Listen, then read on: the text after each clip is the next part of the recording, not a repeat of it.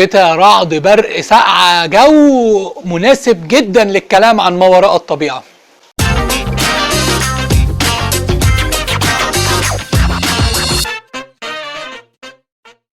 يوم الخميس الساعة 10 الصبح انطلقت على منصة نتفليكس ال6 حلقات الموسم الأول كامل من حلقات مسلسل ما وراء الطبيعة اللي كان من إخراج عمرو سلامة. والحدث ده اتكلمت عنه الفيديو اللي فات وقلت إيه هي توقعاتي، وقلت إن مش لازم الناس اللي متعلقة بالروايات وبسلسلة الأعمال إن هي تتفرج على العمل وتقارنه بين الأعمال وبين الروايات.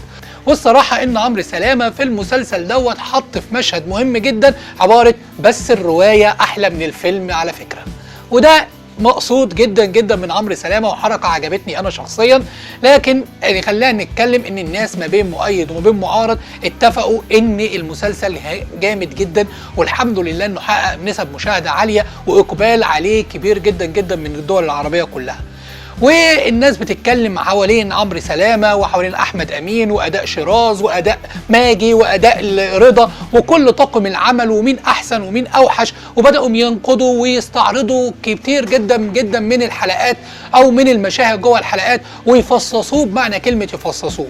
والغريب في الموضوع ان في نفس اليوم بعض اليوتيوبرز اتفرجوا على الحلقات كاملة على السيزون كامل 6 حلقات وفعلا قدروا يقدموا مراجعة كاملة ليه. لكن انا بقى النهاردة هتكلم عن مسلسل ما وراء الطبيعة من زاوية تانية خالص. الزاوية ديت هي ايه؟ انتوا يا جماعة ازاي جالكوا وقت تتفرجوا على 6 حلقات في يومين بس؟ ده في ناس اتفرجت في يوم جابت ال6 حلقات وجابت كيس الفشار وقعدت ترزع فيهم 6 حلقات ورا بعض. انت كده استمتعت، انت كده خدت هدفك، انت كده خدت المتعة اللي انت مستنيها من سلسلة اعمال كاملة او من عمل بيتحضر له مثلا على مدى شهور واسابيع. انت خدت ال6 ساعات دول وقلت تمام كده ده اللي انا عايزه؟ اكيد لا، في حاجة غلط يا جماعة. المقصود انك تتفرج على العمل في 6 حلقات، 6 ساعات منفصلة، 6 ساعات تقدر تتعايش فيها مع الحدث ومع العمل. وكمان في ميزة انك مش هتفضي يوم كامل 6 ساعات تقعد تتفرج على المسلسل وبعد كده شكرا يبقى خلاص تستنى السنة الجاية بقى لحد ما يحنوا علينا بالسيزون التاني. يا جماعة ادوا فترة، خدوا وقتكم في الاستمتاع والمشاهدة بالحاجة. ونيجي كمان لنقطة مهمة جدا جدا جدا، انت عندك وقت، انت فعلا كبني ادم عندك وقت لانك قدرت توفر 6 ساعات من يومك عشان تتفرج على مسلسل. فاكيد عندك الوقت انك تفرغ ساعة تقعد فيها مع اولادك، وساعة تانية تقعد فيها مع عيلتك ومع زوجتك، وساعة تالتة تقدر تعمل فيها انشطتك او تقدر تقوم فيها برياضة، وساعة رابعة تقدر تعمل فيها تنمي فيها من مهاراتك وقدراتك. انت متخيل انت عندك وقت قد ايه في حياتك؟ انت متخيل ان انت عندك وقت قد ايه في يومك تقدر تستغله في 100 حاجة مفيدة ثانية؟ انا مش بقول ان مشاهدة الفيلم او المسلسل دي حاجة عيب، لا، انا بقول لك بس نظم وقتك. انت عندك امكانية انك توفر 6 ساعات في اليوم في الايام العادية، في الايام العادية جدا، لكن انك تخصص 6 ساعات في اليوم علشان تتفرج على مسلسل وتيجي اليوم اللي بعده تقول اصلي ما عنديش وقت، اصلي ما عنديش وقت، اصلي ما عنديش وقت اذاكر، اصلي ما عنديش وقت اعمل ماجستير، اصلي ما عنديش وقت ان اعمل الحاجة اللي انا بحبها، اصلي ما عنديش وقت ان اقعد مع عيالي، اصلي ما عنديش وقت لمراتي. ده حجج فارغة. لو انت عايز حاجة فعلا هتقدر تحققها. يبقى اهم حاجة نستفيد منها من قدرتك على مشاهدة مسلسل ما وراء الطبيعة ان عندك وقت، وانك عندك القدرة على تنظيم الوقت لو حطيت ده في دماغك.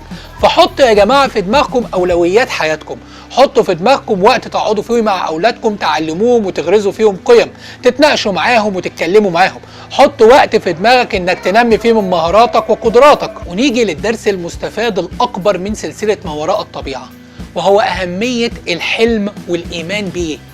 الراحل احمد خالد توفيق كان عنده حلم ورؤية انه كان نفسه يشوف اعماله الادبية بتتحول لاعمال سينمائية وتلفزيونية، وكان مؤمن جدا جدا برسالته ديت، وكان مؤمن جدا جدا بحلمه.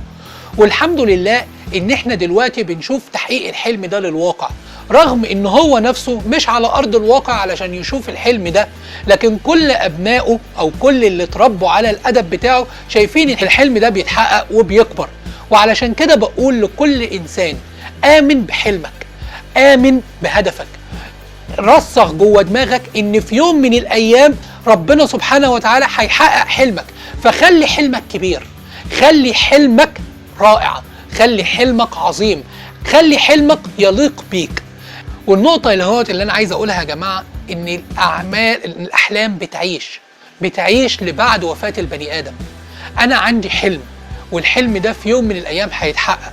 الحلم ده لما يتحقق هل هيبقى لعنة وكابوس، ولا هيبقى حاجة تنفع البشرية من بعدي، أو حاجة تنفع الناس من بعدي؟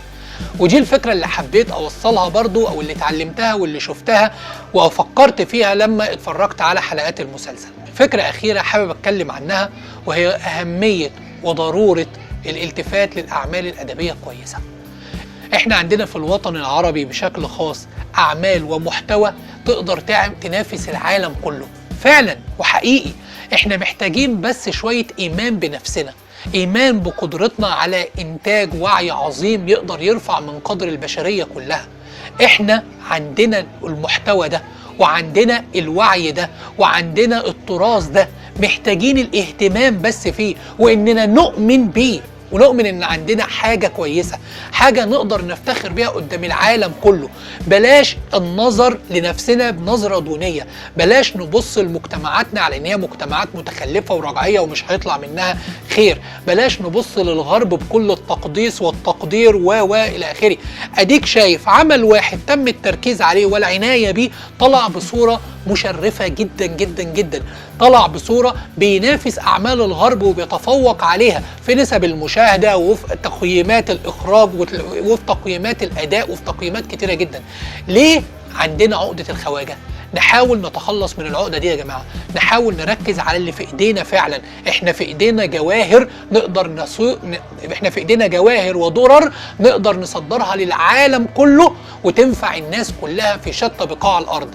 دي كانت رسالتي النهارده، واتمنى يكون الفيديو دوت خفيف ولذيذ ومهم، ويكون غير فيك حاجة ولفت نظرك لأمور جانبية وانت بتتفرج على المسلسل. واخيرا حابب اقول لكم لو عجبكم المحتوى يا ريت تدوسوا لايك وشير وسبسكرايب، وتنشروا الحلقات ديت بين اصحابكم على قد ما تقدروا، ويا ريت تشوفوا الحلقات اللي فاتت. وان شاء الله رب العالمين الحلقه الجايه هيبقى فيها اعلانات ومفاجآت كبيره جدا جدا جدا جدا على مستواي الشخصي وعلى مستوى المهني. والسلام عليكم ورحمه الله وبركاته.